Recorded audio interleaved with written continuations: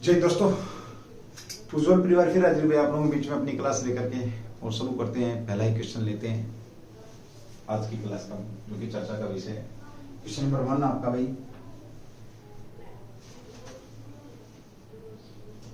समुद्र पावक।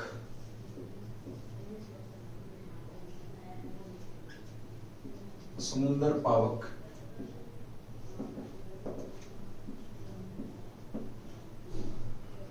चर्चा में है। यह क्या है? चले भाई शुरू करते हैं। आपका समुद्र पावक चर्चा में है, तो ये चर्चा में क्यों है और ये क्या है ऐसा जो भाई चर्चा में है। देखिए आपको बता देता हूं, ये जो समुद्र के अंदर जो प्रदूषण होता है उसको कम करने के लिए ये एक विशेष तौर पे एक जहाज बनाया गया है। तो ये क्या है आपका, एक जहाज है समुद्र में प्रदूषण कम करने के लिए। समुद्र में प्रदूषण कम करने के लिए, प्रदूषण कम करने के लिए या रोकने के लिए एक जहाज बनाया गया था, जिसे क्या नाम दिया गया है? रोकने के लिए इसका प्रयोग किया जाता है, इसका उपयोग किया जाता है, उपयोग किया जाता है। ठीक है भाई, ओके। समुद्र पावक जैसे शब्द आएगा सीधा सा बोलेगा इसका संबंध किससे? तो जहाज है भाई आपका। ये समुद्र में करेगा क्या भाई आपका? ये समुद्र में प्रदूषण को कम करने की क्या करता है? प्रदूषण को कम करने के लिए इसका प्रयोग किया जाता है। तो श्रीमान अब आपके दिमाग में एक बात आ रही होगी, सर फिर ये आप अब चर्चा में क्यों है? देखिए अब चर्चा में इसलिए है कि आपका एक प्रिंस नाम का एक जहाज था जो कि आपका 200 टन से ज्यादा आपका ऑयल लेकर के जा रहा था, वो समुद्र में डूब गया। अब उससे क्या हुआ कि तेल का रिसाव, उस तेल के रिसाव को बंद करने के लिए इसे पोरबंदर बंदरगाह से ले जाया गया है, और ताकि उसको क्या किया जाए? रोका जा सके। तो यहां पे हम बात करेंगे, तो ये क्या भाई आपका समुद्र पावक है। भारतीय तटरक्षक बलों ने अभी ये कहां से कहां तक जा रहा है आपका? तेल रिसाव रोकने के लिए इसका यूज करेंगे। ठीक है, किसके लिए? तेल रिसाव को रोकने के लिए। पोरबंदर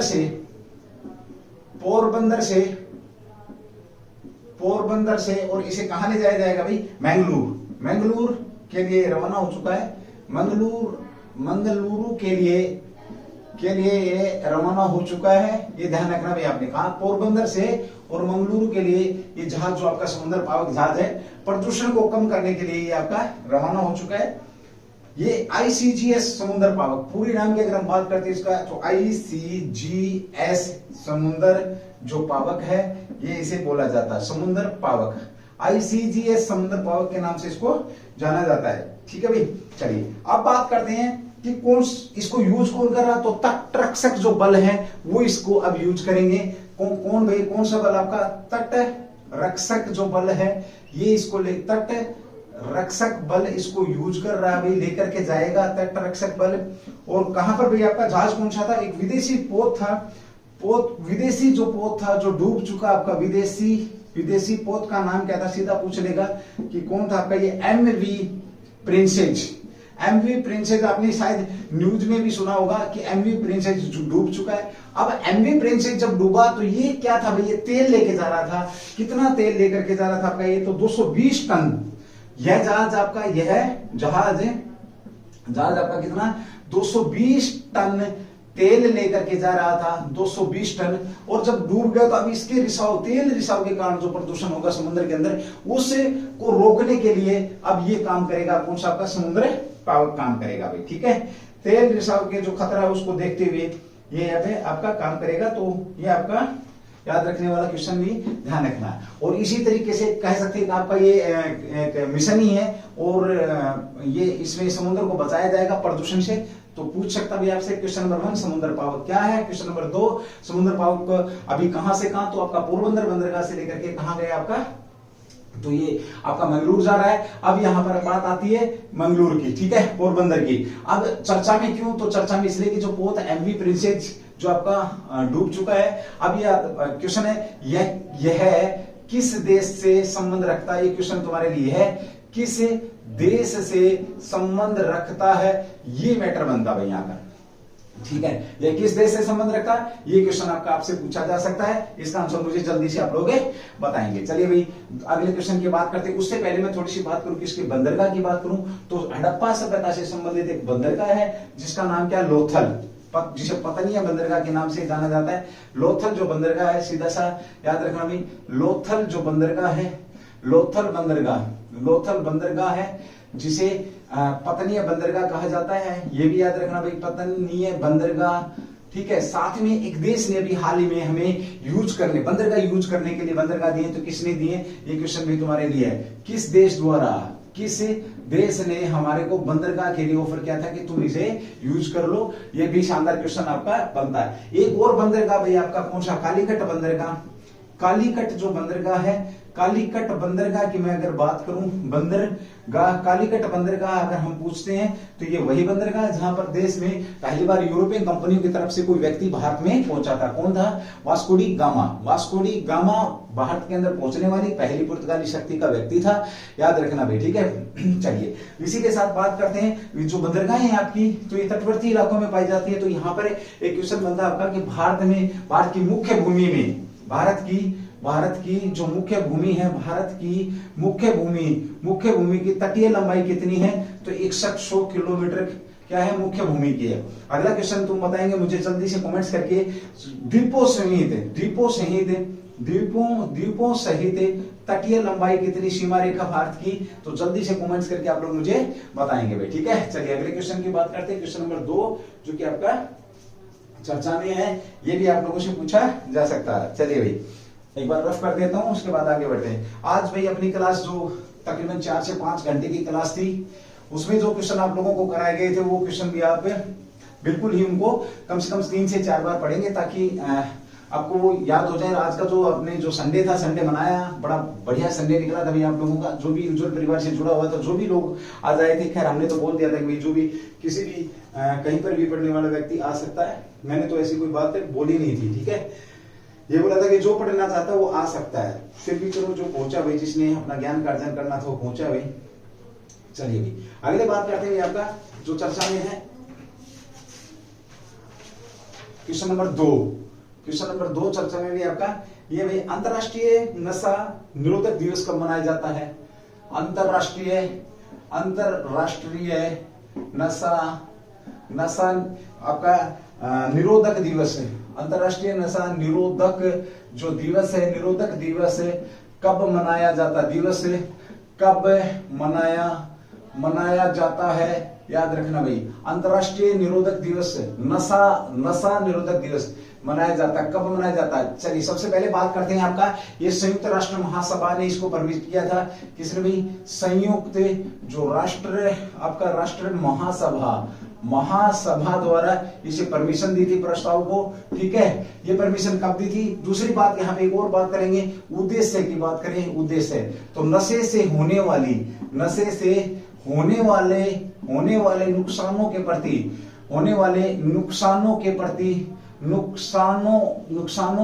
के प्रति लोगों को जागरूक करना, प्रति जो लोग हैं लोगों को जागरूक करना, ये इसका क्या है, उद्देश्य है। यानी कि नशे से क्या क्या नुकसान हो सकते हैं, ये जानकारी लोगों को देना। ये आपका अंतरराष्ट्रीय नशा दिवस जो आपका संयुक्त राष्ट्र महासभा ने जिसको परमिट किया था, तो पहली बार प्रस्ताव की अगर हम बात करते हैं तो 7 दिसंबर 1987 भाई आपका 7 दिसंबर 1987 में आपका पहली बार ये प्रस्ताव किया गया और उसके बाद इसे मनाना प्रारंभ किया गया भाई। ठीक है, तो संयुक्त राष्ट्र महासभा ने इसे परमिट कब 7 दिसंबर को ये प्रस्ताव रखा गया था आपका, उसके बाद इसे मनाना प्रारंभ किया गया था। ठीक है, चलिए बहुत शानदार क्वेश्चन है आपका ये भी नशा। एक क्वेश्चन मैंने पीछे कराया था आपको कुछ दिन पहले, क्वेश्चन था मेरा कि ड्रग्स डिस्ट्रॉय डे के रूप में किसको मनाया जाता है। ड्रग्स डिस्ट्रॉय डे कब मनाया गया आपका, याद रखना भाई। मैंने बात करी थी ड्रग्स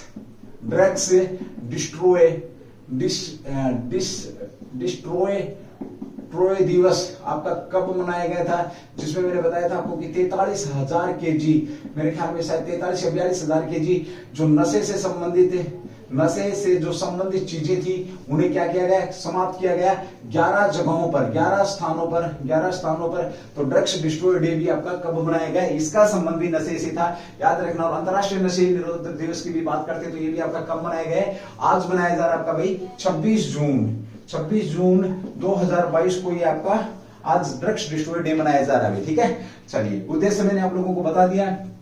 ड्रग्स की अगर हम बात करते हैं तो नशे से होने वाले नुकसान के बारे में लोगों को जागरूकता फैलाना है, ये बात यहाँ पर आपकी बनती है। इसी के साथ बात करते हैं कि किस शासक ने तंबाकू पर क्या लगाया था, तंबाकू निषेध किया था, कह सकते हैं। तंबाकू निषेध किसने किया था, तो आपका ये किया था भाई जहांगीर ने किया था, यानी कि शराब व तंबाकू पर, लेकिन खुद क्या था, खुद इसका सेवन करता था। अब तंबाकू से आता मुझे विश्व का पहला वायरस आपका किस पर पाया गया था, तंबाकू पर ही पाया गया था। तो ये भी ध्यान रखना आपने, टोबैको मोज़ेक के नाम से आपका ये पाया गया था तंबाकू के ऊपर में, ठीक है। साथ ही हम यहाँ पर बात करते हैं आपकी तंबाकू की। तो तंबाकू भारत में कौन लेकर के आए थे, तो पुर्तगाली लोग तंबाकू लेकर के आए थे भारत में, ठीक है। ये भी आप लोगों को मालूम होना चाहिए तंबाकू से। और साथ ही क्वेश्चन और भी बड़ा शानदार था, हर कस्मे जहर है, यह हर सिगरेट के ऊपर लिखा होगा। और इस प्रकार करने वाला एशिया का पहला देश कौन सा बना है, बहुत शानदार क्वेश्चन है। हर कस्मे जहर है, जल्दी से कमेंट्स करके बताएंगे भाई क्यों, क्योंकि ये था कि भाई डिब्बी के ऊपर लिखा रहता है कि धूम्रपान स्वास्थ्य के लिए हानिकारक है, लेकिन तुम्हारे जैसे जो लोग जाते हैं स्टाइल से फिर एक ही सिगरेट लेते हैं, स्टाइल से जब धुआं उड़ाते हैं, छल्लेदार धुआं बनता जाता ना, वो ऐसे घूमता हुआ, ऐसे ही छल्ले में पैसे भी और स्वास्थ्य भी ऐसे ही उड़ता है तुम्हारा भी, ठीक है। तो उन्होंने उन लोगों को ध्यान में रखते हुए बोला कि ये डिब्बी नहीं खरीदते हैं, सिगरेट की डब्बी नहीं खरीदते हैं, तो एक सिगरेट खरीदते तो हर सिगरेट के ऊपर अब एक लिखा रहेगा हर कस्मे जहर है। और ये कब से नियम आपका लागू हो जाएगा, आपका नियम 2023 से ही आपका नियम लागू हो जाएगा। शानदार क्वेश्चन आपका ये भी बनता है, ठीक है। चलिए अब बात करते हैं कि अभी हाल ही में भारत के किस राज्य ने एक गांव था जिसे नशा मुक्त गांव घोषित किया था। भाई नशा मुक्त गांव, आरा जो गांव था आपका, उसे झारखंड या रांची। चलिए बात करते हैं भाई आपकी किस गांव, कौन सा गांव आपका, आरा गांव भाई आपका, आरा गांव आपका, ठीक है। रांची के क्षेत्र में पड़ता, रांची के क्षेत्र में है आरा गांव। इस आरा गांव को झारखंड ने क्या किया है, इस आरा गांव को झारखंड ने अपना पहला नशा मुक्त गांव घोषित किया। तो पूछे झारखंड का पहला नशा मुक्त गांव कौन सा है आपका, तो आरा गांव जो आपका कहां, झारखंड के अंदर है, पहला नशा मुक्त गांव है। ये भी शानदार क्वेश्चन आप चर्चा के अंदर है, याद रखना भाई, ठीक है। ओके, तो आज आपका अंतरराष्ट्रीय नशा दिवस मनाया गया है, इसको लेकर के हमने बात करी है। चलिए अगले क्वेश्चन की बात करते हैं, लेकिन एक चीज जरूर, भारत का जो नशा मुक्त अभियान है उसकी टैगलाइन क्या है, नशा जो तू आज खाता है कल नशा तुझे खाएगा। कौन सी भी भारत की अगर मैं बात करूं तो कौन सी टैगलाइन की अगर हम बात करते हैं तो टैगलाइन है आज नशा जो खाता है कल, आज नशा जो तू खाता है, आज नशा जो खाता है, आज नशा जो खाता है कल नशा खाता है, कल ये नशा खाएगा, कल ये नशा तुझे खाएगा, ये टैगलाइन है। और एक टैगलाइन और है, शराब जरूरी है या किताब जरूरी है, शराब जरूरी है या किताब जरूरी है, ये भी आपके बीच में क्वेश्चन बनता है, ठीक है भाई। चलिए एक बार बात करते हैं अपने इस क्वेश्चन को दोबारा से, क्योंकि नशे से संबंधित क्वेश्चन है तो ध्यान रखना, बड़ा ही शानदार क्वेश्चन आपके बीच में ये घूम रहा है, ठीक है। चलो, अंतरराष्ट्रीय नशा निरोधक दिवस आपका मनाया गया। अंतरराष्ट्रीय नशा निरोधक दिवस की अगर हम बात करते हैं, ध्यान से सुनना भाई आपका, तो संयुक्त राष्ट्र महासभा ने इसे कब 7 दिसंबर 1987 को परमिशन दे दी थी। लोगों को नशे से जागरूक करना ये इसका उद्देश्य था, ठीक है। उद्देश्य की अगर हम बात करते हैं, साथ ही बात करते हैं पहली बार की, तो आपके बीच में 26 जून 2022 को आज आपका ये नशा दिवस मनाया गया है, ठीक है। तो साथ ही हमने यहां पर बात करी थी कि भी ड्रग्स डिस्ट्रॉयड दिवस कब मनाया गया, ये क्वेश्चन तुम्हारे लिए था, जल्दी से मुझे कमेंट्स करके बताएंगे। उज्जवल परिवार आपका इंतजार कर रहा है कि आप इस प्रकार के क्वेश्चनों को कितना ध्यान रखते हैं, ठीक है। 43,000 केजी जो ड्रग्स डिस्ट्रॉय करी थी उस दिन, ठीक साथ में हमने बात करी कि तंबाकू का भारत के अंदर बहुत नशा होता है, और कैंसर की भी अगर बात करूं 90% से ज्यादा मुंह की कैंसर जो तंबाकू खाने से होती है, पान गुटखा बीड़ी जो भी आपकी, ठीक है। तंबाकू की बात करें तो तंबाकू भारत में कौन लेकर के आए थे? आपके पुर्तगाली लेकर के आए थे। बैन लगाने वाला कौन था? आपका जहांगीर था, ये भी याद रखना, लेकिन खुद बड़ा नशेड़ी था भैया, ठीक है। ओके, एक क्वेश्चन और मैंने यहां पर छोड़ा था कि एशिया का ऐसा पहला देश कौन सा जिसने लिखा है, जिसने लोगों को स्वस्थ रखने के लिए हर कस्में जहर है, सिगरेट की हर सिगरेट के ऊपर एक टैगलाइन लिख दी उसने, हर कस्में जहर है, और यह नियम आपका 2023 से उस देश के अंदर लागू होने वाला है, ठीक है। तो ये देश, इस देश का नाम भी मुझे जल्दी से कमेंट्स करके बताएंगे, ठीक है। चलिए उसके बाद बात करते हैं झारखंड का कौन सा गांव, झारखंड का आरा गांव को क्या किया गया है? नशा मुक्त गांव घोषित किया गया था झारखंड का, और ये झारखंड का पहला नशा मुक्त गांव है। और भारत के अंदर जो नशा मुक्त अभियान है, उस अभियान की टैगलाइन क्या थी? शराब जरूरी है या किताब जरूरी है। पहली टैगलाइन क्या थी? शराब जरूरी है या किताब जरूरी है। आज नशा जो खाता है, दूसरी, आज नशा जो तू खाता है, कल ये नशा तुझे खाएगा, ठीक है। ये भी टैगलाइन आपका नशा मुक्त, किसकी बात करते हैं? जो नशा आपका मुक्ति जो अभियान है उसकी टैगलाइन ये है। भाई बहुत सुंदर क्वेश्चन था आप लोगों के बीच में, इसलिए इसका रिवीजन भी करा दिया गया। 3 क्वेश्चन मैंने आप लोगों के बीच में छोड़े, जल्दी से मुझे कमेंट्स करके आप बताएंगे। और आज उज्जवल परिवार आप लोगों से एक मतलब रिक्वेस्ट, गुजारिश करता है कि जिंदगी में कभी नशा नहीं करना। अगर किसी चीज का नशा करना है तो वो मेहनत का नशा करना है। जिंदगी में अगर नशा करना है, किसका करना? मेहनत का नशा करना है। मेहनत रूपी नशा हमेशा आपको ऊपर लेके जाएगा, ठीक है। तो ये जो जहर है, हर कस्में जहर है, इसका विशेष तौर पे ध्यान रखेंगे। चलिए अगले क्वेश्चन की बात करते हैं, जो कि आपका चर्चा में है, ठीक है। क्वेश्चन नंबर 3 जो आपसे पूछे जाने की संभावना रहेगी।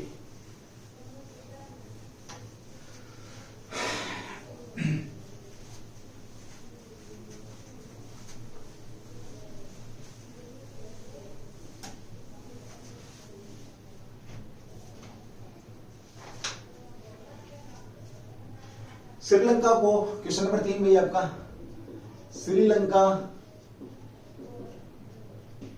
श्रीलंका को दूसरी राहत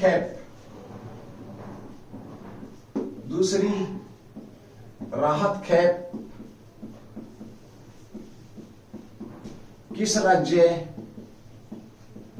द्वारा भेजी गई? बहुत ही शानदार क्वेश्चन में ये भी आपका, देखो इसमें वसुदेव कुटुंबकम की बात है ना, तो वो ऐसे कहा होता ना, प्रभु इतना दीजिए जिसमें कुटुंब समाये, ना तो मैं भूखा रहूं ना ही कोई भूखा सोए, कुछ इस तरीके से कुछ है वो बात यहाँ पे मतलब आपकी सामने आ रही है, ठीक है।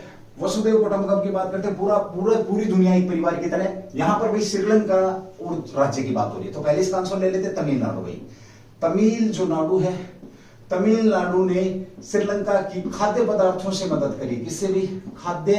खाद्य सामग्री भेजी है भाई, सामग्री भेजी कहां पर? श्रीलंका। आपको पता है आर्थिक संकट से जूझ रही है अभी आपकी, आर्थिक संकट से कौन? श्रीलंका आपका क्या आर्थिक जो संकट से जूझ रही है, जिसने अपने आप को दिवालिया बैंकक्रप्ट घोषित कर रखा है, वहां खाने पीने की चीजों के लाले पड़े हुए हैं। तो उसके नियरेस्ट, उसके नजदीक अगर हम दक्षिणतम भारत की बात करते हैं तो दक्षिणतम भारत में एक स्टेट है जिसका नाम क्या है? तमिलनाडु। तमिलनाडु ने क्या किया भाई? तमिलनाडु ने इसकी मदद करी है खाने पीने की चीजों। अब देखना, एक चीज याद रखना, यहाँ केंद्र सरकार की बात नहीं हो रही, किसकी बात हो रही? तमिलनाडु की। ऐसे ही कोई स्टेट, हाँ हालांकि केंद्र सरकार ने भी मदद करी है, बट विशेष तौर पे एक राज्य ने भी मदद करी है जिसका नाम क्या है? तमिलनाडु है। तमिलनाडु ने दूसरी बार अपनी एक और जो चीजें भेज रहा है खाने पीने के लोगों को जिंदा रखने के लिए, और ये बहुत बड़ी बात होती है कि किसी को भूखा देख करके उसको 2 रोटी दे देना, एक अपने आप में बहुत बड़ी बात होती है। यहाँ जैसे अनाज भेजा गया है, सूखा पाउडर जो आपका दूध वाला है वो भेजा गया है, खाने पीने की बहुत सारी चीजें यहाँ पर इन्होंने प्रोवाइड कराई गई है भाई, किसके द्वारा? तमिलनाडु के द्वारा। लेकिन याद रखना दोस्तों एक बात और है, यदि किसी देश के साथ कोई समझौता होता है, यदि किसी देश के साथ किसी देश की मदद करी जाती है, तो उस राज्य को केंद्र से क्या लेना पड़ता? परमिशन लेनी पड़ती है। तो केंद्र सरकार ने खुशी खुशी परमिशन दी थी कि चल शाबाश, बहुत अच्छी बात है, बड़ा अच्छा स्टेट है जो किसी दूसरे देश की मदद कर रहा है, ठीक है। चलिए इसके ऊपर जो आपके पॉइंट बनते हैं ये ध्यान रखेंगे।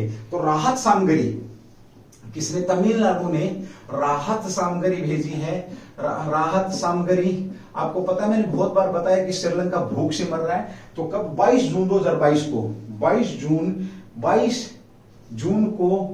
जून को इन्होंने एक बार दोबारा से राहत सामग्री यहां पर भेज दी है भाई, ठीक है। और जहाज से भेजी है, तो इसके अंदर कितनी वस्तुएं भेजी गई है? आवश्यक 15,000 metric ton, metric 15,000 metric ton. क्या बात है भाई, शाबाश, भगवान इनको ना और दे। मीट्रिक टन आवश्यक वस्तुओं को श्रीलंका भेजा गया है, जो एक मनुष्य के लिए आवश्यक जो वस्तुएं हैं उनके लिए भेजा गया। आपने सुना होगा, मैंने ही पढ़ाया था आपको कि मिस्र को हम गेहूं एक्सपोर्ट कर रहे हैं, लेकिन जब हमारे देश में पड़ोसी देश भूख से मर रहा है तो हमने उस एक्सपोर्ट को, ये भी एक कारण था कि हमने उस एक्सपोर्ट को जो क्या किया था, थोड़ा सा कम कर दिया, या हम ये कह सकते हैं हमने उसको क्या किया, कैंसिल किया कि भाई हम तुझे गेहूं नहीं देंगे, हम जो हमारा पड़ोसी देश है उसको देखेंगे एक बार भाई, उसको संभालेंगे। ठीक है, चलिए भाई, यहां पर ये इसे कौन से बंदरगाह से भेजा गया था, तो तूतीकोरिन।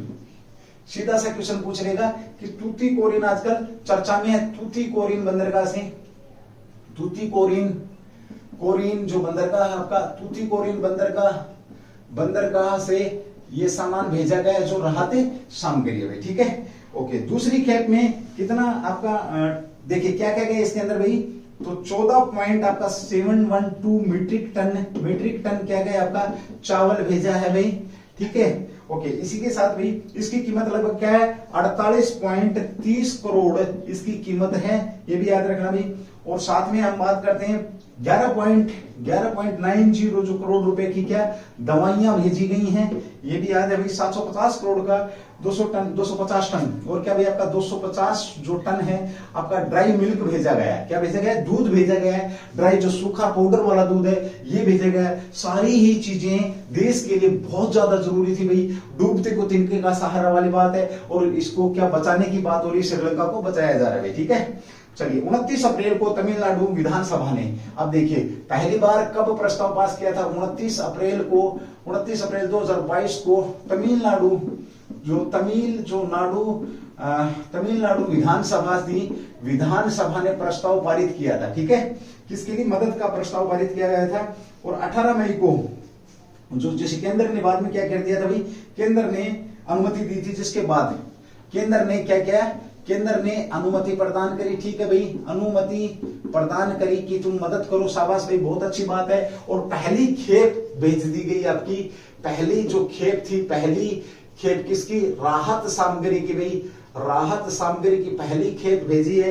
कब भेज दी आपके, 18 मई को आपका चेन्नई बंदरगाह से भी, 18 मई को चेन्नई बंदरगाह से आपकी खेप भेज दी भाई। ये भी आपका शानदार क्वेश्चन यहाँ पे बनता। तो पहले जो खेप भेजी थी 18 मई को भेजी थी, दूसरी खेप आपकी कल 22 जून को भेज दी गई है, परसों 2 दिन पहले भाई। ठीक है, 2-3 दिन पहले भेज दी गई है। और श्रीलंका की मदद कर रहा है, कौन कर रहा है आपका, तमिलनाडु भी। ठीक है, और पूरा देश भी यहाँ पर, देश केंद्र की तरफ से भी मदद की गई श्रीलंका की भी। ठीक है, ये होता है कि अच्छे पड़ोसी का होना, अपने आप में अच्छा पड़ोसी मिलना ये भी नसीब की बात होती है। तो भारत उनके लिए आज एक अच्छे नसीब के तौर पे ही वो भारत की तरफ देख रहे हैं। ठीक है, तो भारत उनकी जो आशाएं उनको पूरी भी कर रहा है। चलिए अगले क्वेश्चन की बात करते हैं, जो आपसे पूछा जा सकता है, चर्चा में भी है। ठीक है, चलिए क्वेश्चन नंबर 4 है शायद मेरे ख्याल में भाई, जो भी है। ठीक है, आजकल आपकी चर्चा में भी, आजकल चर्चा में क्या है आपकी 10वीं अनुसूची चर्चा में है। क्या बात है ना, कल परसों हमने ऑफलाइन में हम अनुसूचियां पढ़ ही रहे थे, अनुसूची का जिक्र कर ही रहा था, और मैंने कल परसों भी आपका अनुसूची का जिक्र किया था, याद रखना भाई। 10वीं अनुसूची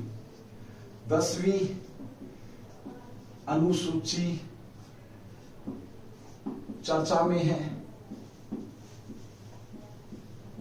ये 10वीं अनुसूची चर्चा में क्यों है, ठीक है भाई। कल परसों की ही बात है, मैं हम क्लास कर भी रहे थे। देखिए महाराष्ट्र के अंदर जो ड्रामा हो रहा है, पॉलिटिकल जो ड्रामा हो रहा है महाराष्ट्र के अंदर, राजनीति में सब कुछ पॉसिबल है, everything is possible in political life. Political जो राजनीतिक जिंदगी, इसमें सब कुछ कर रहे हैं। राजनीतिक में जब लोग गिरते हैं तो गिरने की भी कोई हद नहीं होती है। और ये हमारे को तमाशा जो देखने को मिल रहा है देश के अंदर, कहां पर मिल रहा है, महाराष्ट्र के अंदर हमारे को देखने को मिल रहा है। एक बार मैं थोड़ी सी बात बता दूं एक बार आपको। देखिए महाराष्ट्र की अगर हम बात करते हैं, महाराष्ट्र, इसमें मराठी भाषा वाले लोग रहते हैं, मराठी भाषा वाले। और इसी महाराष्ट्र के अंदर के हिंदुत्व के मुद्दे पर एक पार्टी बनी जिसका नाम क्या था, शिवसेना भी। शिवसेना की अगर मैं बात करता हूं तो इसके जो उद्धव जो ठाकरे साहब है, जो बाल ठाकरे परिवार से हैं, ये क्या बन रहे थे, सीएम थे। और यहां पर जो एक शिंदे नाम का प्राणी है, शिंदे, उसने अपने साथ +36 लोगों को लेकर के क्या कर दी है, बगावत कर दी है। यहां पर सुनने में याद है, पॉलिटिकल एक इशू है कि भाई 21 ने 20 21 ने मतलब क्या किया है, उनसे कोशिश करी है 37 अभी, ठीक है 37, ठीक है। अब 20 21 ने क्या किया, 21 जो है 21 ने सीएम से बात करी है, ऐसा दावा किया जा रहा है। तो हम मान सकते हैं इस दावे को, कैसे मान सकते हैं, क्योंकि जो अभी उद्धव ठाकरे ने पार्टी से निष्कासित करने की बात करी, कितने लोगों को, तो 16 लोगों को अपना जो क्या है अध्यक्ष को भेजा है कि 16 जो एमएलए हैं, इन एमएलए को पार्टी से या इनकी जो सदस्यता है विधानसभा की वो क्या की जाए, निरस्त की जाए, इनकी सदस्यता विधानसभा की निरस्त की जाए। सिंधे हाईलाइटेड हो रखा, गुवाहाटी हाईलाइटेड हो रखा, बड़ा तगड़ा पॉलिटिकल ड्रामा हो रखा, बीजेपी भी इन्वॉल्व बता रही है उसके अंदर, ठीक है। लेकिन कुल मिला के बात सिर्फ इतनी ही है जो आपके बीच में मैंने लिखी है, बस इतना सा पूछा जा सकता है। इसकी स्थापना तो 1 मई 1960 में आप कह सकते हो स्थापना दिवस, इसके साथ ही गुजरात भी स्थापना दिवस इसी दिन को मनाते, ठीक है। और जो गुजराती भाषा बोलते थे वो लोग आपका 15 स्टेट के रूप में गुजरात बना दिया गया था। अब उस चीज को लेकर के हम यहां पर बात करें, 10वीं अनुसूची चर्चा में क्यों है, तो यहां पर जो 16 विधायकों के लिए, यहां पर जो 16 एमएलए हैं आपके, इन 16 एमएलए को पार्टी से या इनकी विधानसभा की सदस्यता को निरस्त करने के लिए जो बात करी जा रही है, उसका संबंध सीधा किससे, आपका अनुसूची नंबर 10 से है, ठीक है। अनुसूचियों की अगर मैं बात करूं तो देखिए भारत के संविधान में अगर मैं बात करूं अनुसूची की, तो मूल रूप से अनुसूचियां कितनी थी, 8 थी। बाद में कितनी जोड़ दी गई इसके अंदर, 4, और वर्तमान में कितनी अनुसूचियां आपकी, 12 अनुसूचियां, ठीक है। तो अनुसूची नंबर 10 के अंदर एक कानून बनाया गया था आपका अमेंडमेंट ऑफ कॉन्स्टिट्यूशन 52, 52वां संविधान संशोधन में, आपका अमेंडमेंट ऑफ कॉन्स्टिट्यूशन 52 संविधान जो संशोधन है आपका, 52वां संविधान संशोधन आपका इन 1985 के अंदर किया गया। इसी संविधान संशोधन को किस नाम से जाना जाता है, दल बदल कानून के नाम से भी इसको जाना जाता है। और साथ में हम बात करते हैं दल बदल कानून, यानी कि अब कोई व्यक्ति अगर दल बदली करेगा यानी कि पार्टी को बदली करेगा, तो उसकी लोकसभा की और विधानसभा की सदस्यता को निरस्त कर दिया जाएगा, खत्म कर दिया जाएगा, यदि वो 2/3 से ज्यादा नहीं है तो, ठीक है। लेकिन यहां पर ये 37 का दावा कर रहा है, ठीक है, लीगल पेज फंस चुका है। अब देखते हैं होता क्या है। अब जैसे जो जादू की पिटारे में से निकलता क्या है, कौन कौन क्या क्या खेल खेल रहे हैं, क्योंकि वहां पे एक फडणवीस नाम का एक व्यक्ति है, याद रखना, जिसने सुबह दिन निकलने से पहले सीएम साहब की शपथ ले ली थी। बहुत तगड़ा पॉलिटिकल ड्रामा हो रहा है, ठीक है। एलिगेशन आपके बीजेपी पर भी लग रहे हैं, लेकिन हम यहाँ पर एग्जाम की बात कर रहे हैं, डिस्कस नहीं कर रहे हैं, तो ध्यान रखना आपका दल बदल कानून आपका 52वां अमेंडमेंट इन 1985 में, जिसका संबंध 10वीं अनुसूची से है, इसको लेकर के चर्चा में है भाई कि ये जो 16 सदस्य हैं, इनकी सदस्यता को निरस्त किया जाएगा, निर्हरताएं की अगर हम बात करते हैं इसकी सदस्यता, तो ये आपका किस एक्ट से संबंध रखता है, तो विधानसभा, ये अगर 16 जो एमएलए आपके 16 एमएलए अगर आपके इनकी अगर सदस्यता समाप्त करते हैं, तो किस एक्ट के तहत, अनुसूची 10 होगी, एक्ट की बात करें 199, जिसके अंदर विधानसभा के सदस्यों की निर्हरताओं के बारे में इससे संबंधित एक्ट आपका ये है भाई, ठीक है, ओके। अगर लोकसभा की बात करते हैं तो ये आपका, अगर इसकी 10वीं अनुसूची की अगर हम बात करते हैं तो इसके संबंध की बात करें तो 102 एक्ट आपका 102वां एक्ट है, जिसके अंदर केंद्र के सदस्य, जो आपके संसद के सदस्य है, केंद्र के संसद के सदस्य भाई, जो आपके संसद के सदस्यों की निर्हरताएं किसके अंदर दी गई आपकी 102 के अंदर, विधानमंडल के सदस्यों की 191 के अंदर, और ये सारा का सारा पॉलिटिकल ड्रामा आपका यहां पर हो रखा है। और ये 10वीं अनुसूची आपकी हाईलाइटेड है, ये भी आप लोग जान रहे हैं, शानदार क्वेश्चन आपका। और खबरों में क्यों है ये मैंने आपको बता ही दिया, दल बदल करने के कारण उन्हें अयोग्य करार देने की यहां पर बात हो रही है। चलिए अगले क्वेश्चन की बात करते हैं, क्वेश्चन नंबर 5, जो कि आपका चर्चा का विषय है, ठीक है। ये था आपका महाराष्ट्र को लेकर के चर्चा में क्वेश्चन, 10वीं अनुसूची चर्चा में थी, कल भी हमने करी थी भाई, है ना। 10वीं अनुसूची कल ऑफलाइन क्लास के अंदर आपकी हो रखी थी, आज ये रिकॉर्डेड क्लास के अंदर जा रही है आपकी, ठीक है। चलिए भाई उसी के साथ बात करते हैं आपका संथाली शब्द चर्चा में, क्वेश्चन नंबर 5 में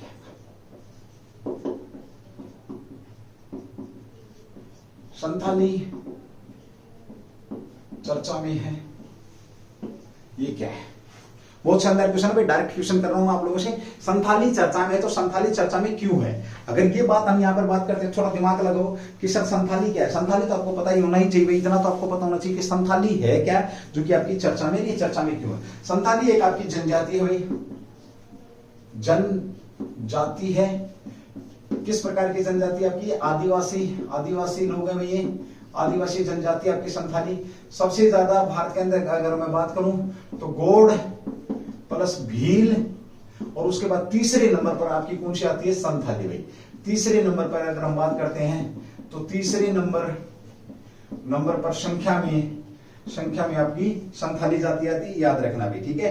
गोंड भीलों के बाद संथाली या संताल, इसको क्या बोला जाता है? संथाली को संताल भी आपका बोला जाता है, संताल जनजाति भाई, जनजाति। और ये कहां पाई जाती है? तो तीसरा सबसे बड़ा जो अनुसूचित जनजातियों का समूह भी अनुसूचित जनजातियों का समूह है, ठीक है। एसटी कह सकते हो आप इसको, एसटी अनुसूचित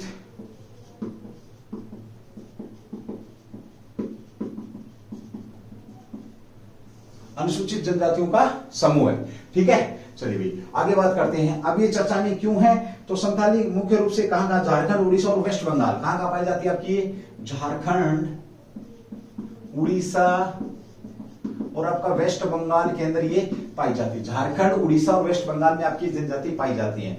अब चर्चा में संथाली क्यों है? तो आपको पता, द्रौपदी मुर्मू जो राष्ट्रपति कैंडिडेट, राष्ट्रपति की जो उम्मीदवार आपकी जो क्या है, द्रौपदी जो मुर्मू हैं, उनका संबंध इसी आपका क्या है भाई? एनडीए की तरफ से जो द्रौपदी की बात करें, द्रौपदी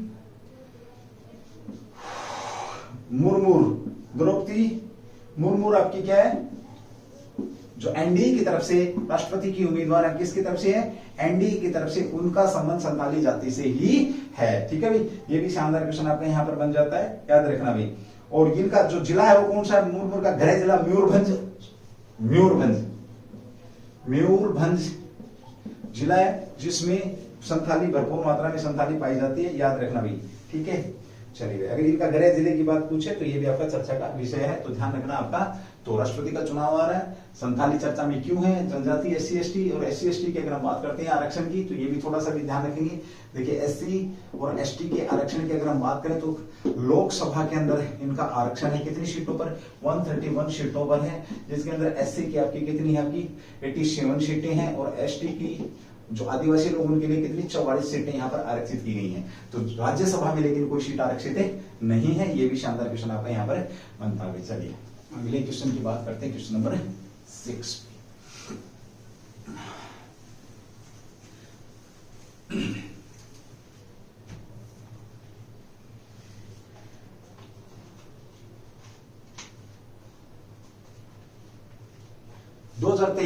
अगला क्वेश्चन में क्वेश्चन नंबर 6 आपका 2023 में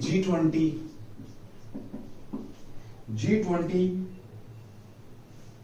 सम्मेलन की मेजबानी, G20 के सम्मेलन की मेजबानी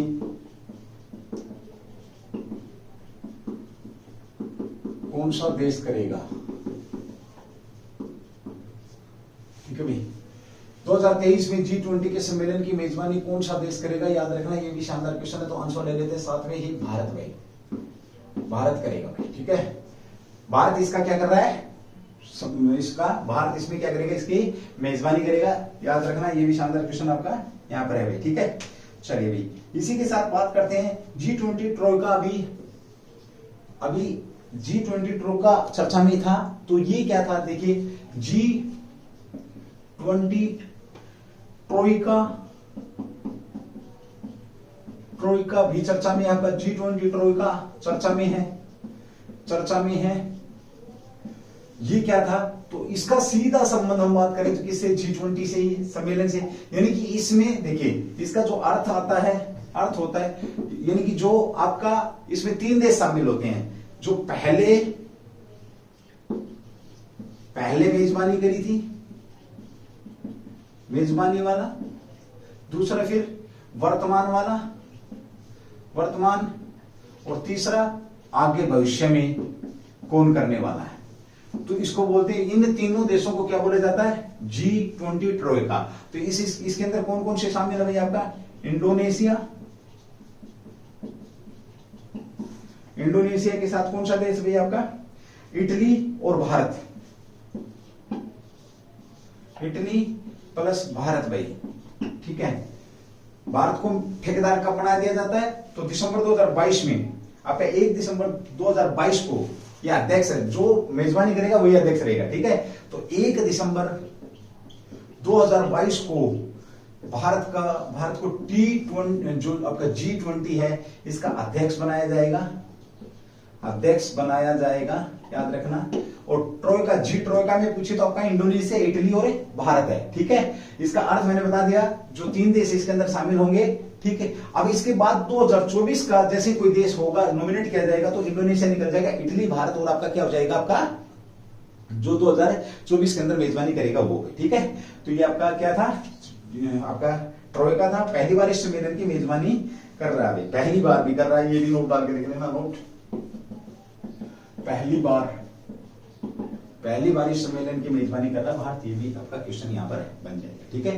तो G20, जी ट्रोइका, ये सारी की सारी चीजें आपके बीच में पता होनी चाहिए। 2022 से इसका अध्यक्ष कब बनाया, 1 दिसंबर 2022 को अध्यक्ष बनाया जा रहा है भारत को भी, ठीक है।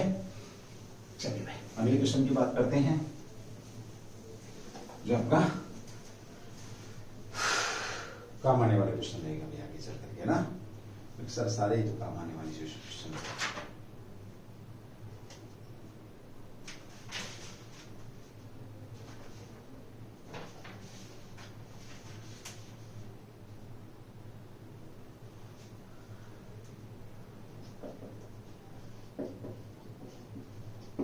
राइनो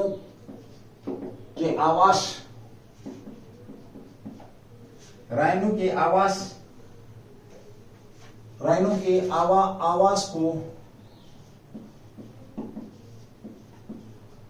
खतरों में डालने वाला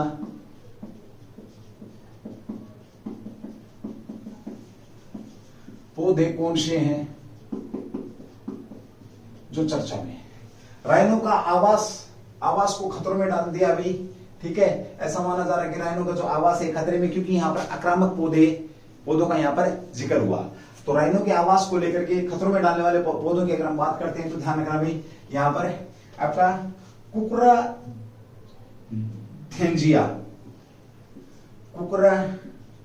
सीधा सा पूछ लेगा ये क्या है, तो ये भाई आपका आक्रामक पौधा है जिसकी वजह से थेंजिया, कुकरा थेंजिया, ये क्या आपका आक्रामक पौधा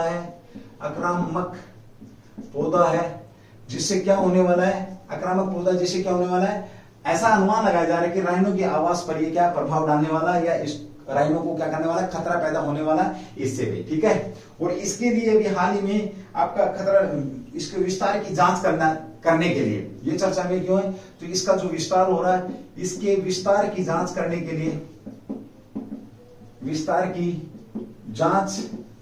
लिए, वनस्पति जो आपके कह सकते हैं एक जो इनके जो कार्यकर्ता इन्होंने परमिशन मांगी है, ठीक है, कि हम एक बार देखना चाहते हैं कि कितना नुकसान यहाँ पर ये जो आक्रामक पौधे राइनो के आवास को कर रहे हैं भाई, ठीक है। दूसरे आक्रामक पौधों की अगर हम बात करते हैं तो एक आपका ये है बॉम्बे, ये भी अगर पूछ ले, डायरेक्ट पूछ ले, ये बॉम्बे आपका क्या है, बॉम्बे सेइबा क्या है, तो ये भी आपका आक्रामक पौधा है, याद रखना भाई। एक और भी आपका आक्रामक पौधा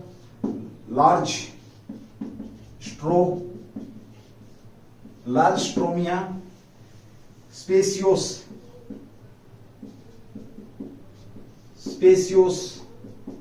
ये भी आपका क्या है, आक्रामक पौधे हैं, लार्ज स्ट्रोमिया स्पेसियोस। यहां पर हम साथ में बात करते हैं, एक मेरे और भी ध्यान आ गया यहाँ पे क्वेश्चन, एक सींग वाला गेंडा कहां पर है, तो आपका काजीरंगा कहां पर है आपका, तो काजीरंगा जो राष्ट्रीय उद्यान है ये कहां पर है आपका, जल्दी से कमेंट्स करके बताएंगे। तो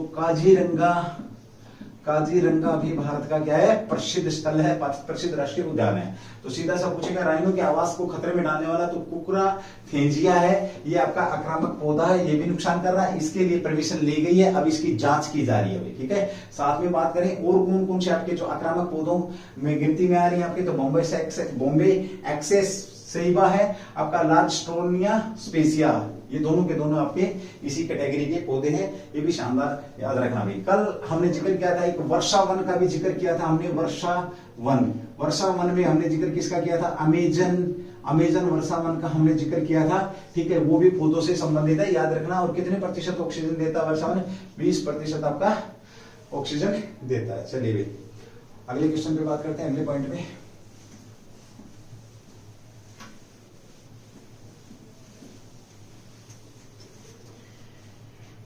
क्वेश्चन नंबर 8 भाई आपका,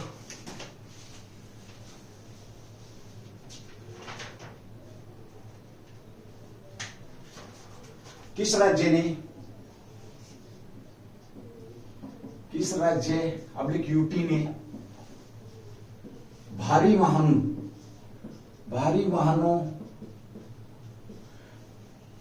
वाहनों की एंट्री पर प्रतिबंध लगाया है? ठीक है, भारी वाहनों की एंट्री पर प्रतिबंध लगाया है किस राज्य के द्वारा? किस राज्य अब्लिक यूटी ने? तो हम यहां पर बात करते हैं किसकी? दिल्ली ने भाई। देखिए दिल्ली के अंदर आपके अक्टूबर नवंबर दिसंबर के अंदर मैं कह सकता हूं इतनी भयंकर हवा खराब होती है। एक तो क्या होता है कि हवा की स्पीड कम हो जाती है, दूसरा क्या होता है लोग पराली जलाते हैं, तीसरा क्या होता है कि जो 20% से भी ज्यादा जो ये आपके भारी वाहन है प्रदूषण बढ़ाते हैं, तो आप सांस नहीं ले सकते हैं। अगर कहीं जो व्यक्ति बिना सिगरेट पिए रहता है, जो कभी सिगरेट नहीं पीता, उसके शरीर में भी 20 सिगरेट के धुएं के बराबर धुआं जाता है दिल्ली के अंदर। ये भी आप लोगों को मालूम होना चाहिए। ये भी सिचुएशन बनती है, इसलिए दिल्ली ने इस बार फैसला लिया है। आपका क्या फैसला लिया है? तो 22 जून को दिल्ली सरकार ने फैसला लिया नवंबर से फरवरी तक। आपका देखिए 23 जून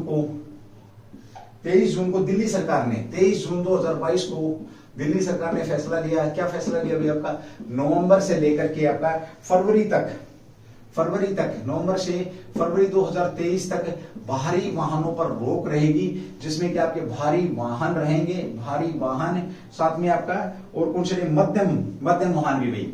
भारी, मध्यम व भारी दोनों वाहन रहेंगे। मध्यम व भारी वाहनों पर रोक लगा दी है, ये दिल्ली के अंदर नहीं घुसेंगे। ठीक है, तो आपका यूटी दिल्ली इस बार पहले ही आपका अवेयर हो चुका है, ध्यान रखना भाई। ठीक है, 1 नवंबर 2022 से आदेश कब तक रहेगा? 1 नवंबर 2022 से लेकर के आपका ये 28 फरवरी 2023 तक ये रहने वाला है आदेश। अब गलती से ट्रक लेके मत चले जाना भाई। ठीक है, कारण क्या था? उद्देश्य क्या है? उद्देश्य भाई हवा को स्वच्छ रखना, हवा को स्वच्छ रखना इसका क्या है उद्देश्य? जनता को परेशान करना इसका उद्देश्य नहीं है, या दिल्ली की आब हवा या दिल्ली के प्रदूषण पर कंट्रोल करना, ये भी यहां पर कह सकते हैं। साथ ही नोट डाल के लिखना, इन्होंने जो 7 सीमा से लगते जो राज्य हैं, राज्यों को भी ये बोला है कि कृपया करके रिक्वेस्ट डालिए कि जो आपकी BS6 वाली जो आपकी बसें हैं, BS6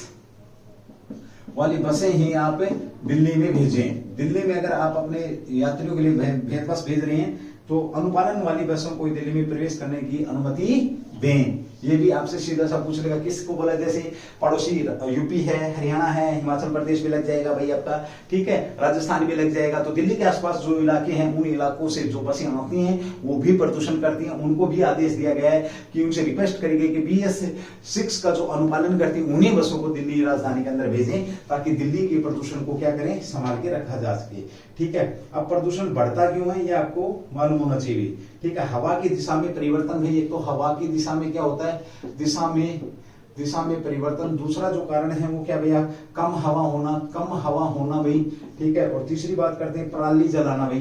पराली जो आसपास के जो लोग हैं पराली जलाते हैं, और जो वाहन है ये 20% तक आपका क्या वाहन यहाँ पे गदर करते हैं। ठीक है, अब होता क्या है कि जैसे ही मानसून तो चला जाता है, हवा जैसे जो आपका हवा की दिशा बदली हो जाती है, तो क्या होता है कि वो वापस वहीं पे जो कण है वहां पे रुक जाते हैं, और पूरा मतलब कह सकते हैं किस्म से जो वातावरण वो ठहर सा जाता है। ठीक है, अगर हवा चलती है तो जो धूल के कण, मिट्टी के कण, जो आपका प्रदूषण उड़ के कहीं और चला जाए, लेकिन वहां पे इकट्ठा हो जाता है, तो ये वहां पे बहुत बड़ी मैटर यहाँ पे बना हुआ है। इसलिए 20% से तो बचने के लिए इन्होंने क्या किया? 20% जो प्रदूषण है, प्रदूषण में जो भाग लेते हैं आपके 20% तो भारी वाहन, तो 20% तो सीधा ये कम किया जा रहा है। ठीक है, चलिए अगले क्वेश्चन की बात करते हैं। तो सीएम साहब आपको पता है केजरीवाल साहब हैं, तो केजरीवाल तो चर्चा में रहते ही है ना भाई, आपको मालूम है इस बारे में। ठीक है, अगले क्वेश्चन की बात करेंगे जो आपका पूछा जाने वाला क्वेश्चन है और पूरी दुनिया को प्रभावित कर रहा है भाई वो क्वेश्चन, और दुनिया के अंदर उसका चर्चा है। तो चर्चा क्यों है उसके ऊपर भी लेकर के हम बात करेंगे।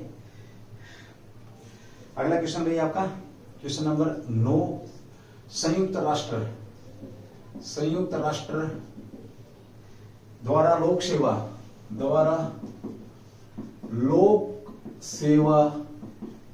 पुरस्कार किसे दिया गया? लोक सेवा पुरस्कार किसे दिया गया भाई?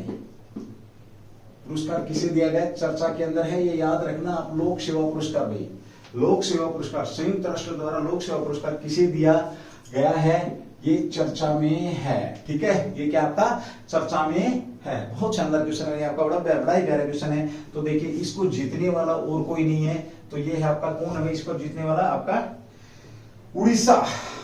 कौन सा भाई इसको जीतने वाला? उड़ीसा है। कौन है आपका? ठीक है, चलिए हम बात करते हैं यहां पर आपका मोबस। किसको मिला आपका? ये मोबस जो आपकी 2000 मोबस सेवा को ये पुरस्कार दिया गया है। पुरस्कार 2022 संयुक्त राष्ट्र के द्वारा दिया गया है।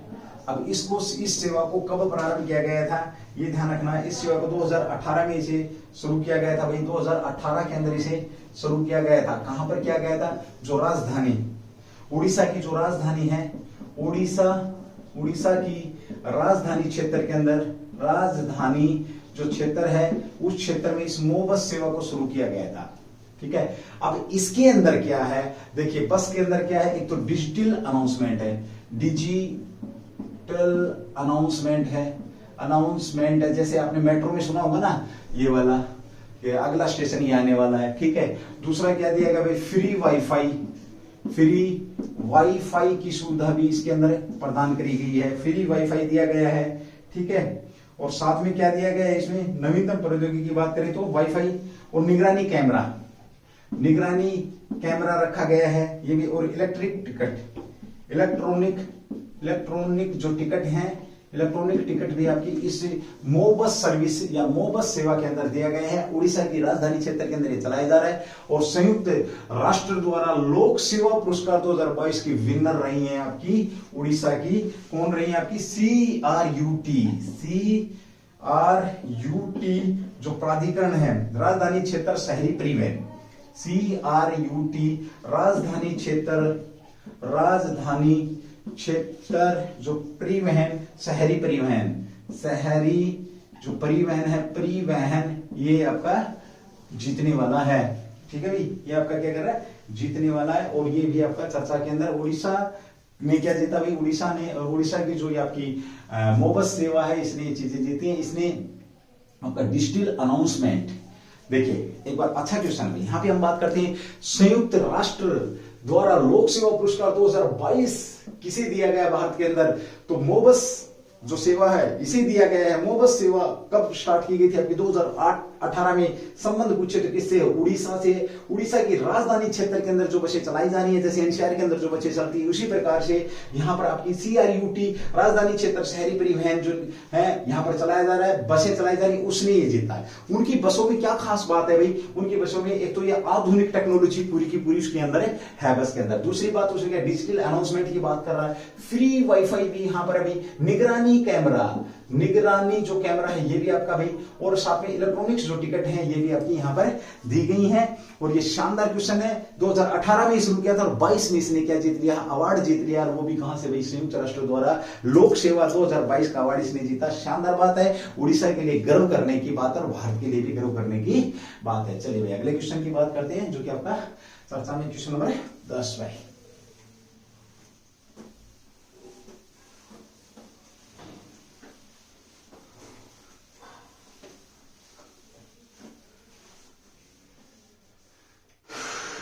चलो इतने ही रखेंगे, क्लास नहीं करेंगे। अगला क्वेश्चन अगली क्लास के अंदर करेंगे, गर्मी कुछ ज्यादा ही हो रखी है, ठीक है। चलिए थैंक यू, जय हिंद, जय Bharat, all the best. Class को ना भाई शेयर कर दिया करो, अपने लोगों तक पहुंचा दिया करो भाई, देख लो क्लास को कुछ। और आज की क्लास कैसी रही हमारी जो ऑफलाइन वाली भी, ये भी मेरे को एक बार कमेंट्स करके जरूर बताएंगे। थैंक यू, जय हिंद, जय भारत, ऑल द बेस्ट। फिर मिलेंगे नए अंदाज में, एक बार फिर आप लोगों के बीच में हाजिर होगा उज्जवल परिवार अपनी क्लास लेकर के भाई। चलिए थैंक यू।